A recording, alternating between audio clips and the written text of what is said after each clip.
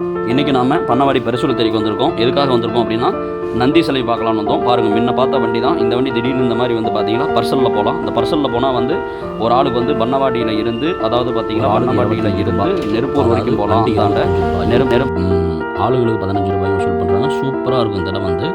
அதாவது இங்கேருந்து பண்ணவாடி டு நெருப்பூர் போகலாம். முத்தையன் கோயிலெலாம் ரொம்ப பக்கம், ரொம்ப ஜாலியாக இருக்கும், என்ஜாய்மெண்ட்டாக இருக்கும். நம்ம எதுக்காக வந்திருக்கோம் அப்படின்னா நந்தியை பார்க்குறதுக்காக வந்தோம். அதாவது நதி வந்து பார்த்தீங்களா, காவிரி நதியானது குறைந்த அளவு 40 அடி 50 அடியில் இருந்தால் நந்தி சிலையானது கண்டிப்பாக தெரியும். அதுக்கு மேலே இருந்தது 60 100 அடிலாம் வந்துட்டுன்னா நந்தி சிலையை நம்ம பார்க்க முடியாது.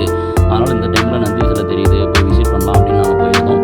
அப்படி போகும்போது தான் இதை நாங்கள் பார்த்தோம். யாராவது இதில் போகணும் அப்படின்னா பண்ணவாடி போயிட்டு பரிசல்துறையில் போயிட்டு வாங்க, ரொம்ப சிறப்பாக இருக்கும். இது எப்படி போகணும் அப்படிங்கிற ரூட் நான் சொல்கிறேன். மேட்டூர்லேருந்து குளத்தூர்லேருந்து பண்ணவாடி பரிசல்துறை எங்கேன்னு கேட்டிங்கன்னா சொல்லுவாங்க. அந்த வழியாக போனோமா இந்த மாதிரி பரிசலில் ஒரு போட்டிங் போயிட்டு வரலாம், ரொம்ப சிறப்பாக இருக்கும்.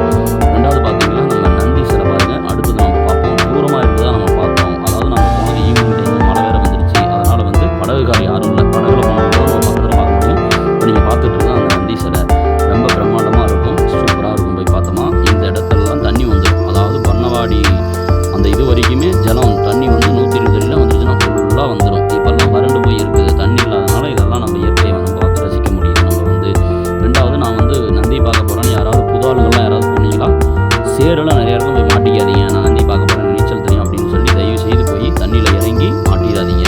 சேஃபாக போங்க. சேஃப் இருக்குது அப்படின்னாவே வந்துங்க. படகுக்காரர் இருந்தால் மட்டும் அங்கே நந்தி பக்கத்தில் போங்க. இல்லைன்னா அந்த மாதிரி தூரமாக இருந்து பார்த்துக்கலாங்க. ரொம்ப நல்லா இருக்குது. வெட்ட கோபுரம் இந்த மாதிரி எல்லாமே நம்ம பார்க்கலாம். விசிட் பண்ணி பாருங்கள், ரொம்ப நல்லா இருக்குது. நீங்கள் பார்த்துட்டு இருக்கிறது நந்தி தான். இயற்கையான இடம், நல்ல ஒரு காற்றோட்டமான இடம், ரொம்ப சிறப்பாக இருக்கும். நந்தீஸ்வரர்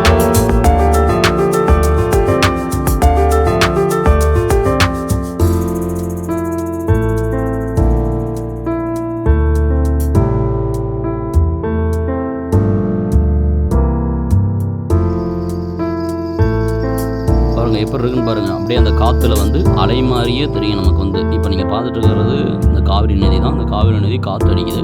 இந்த காற்றுக்கு பாருங்கள் அலை மாதிரியே சின்ன சின்னதாக போயிட்டுருக்கு. அதை தான் நம்ம பார்த்துட்டு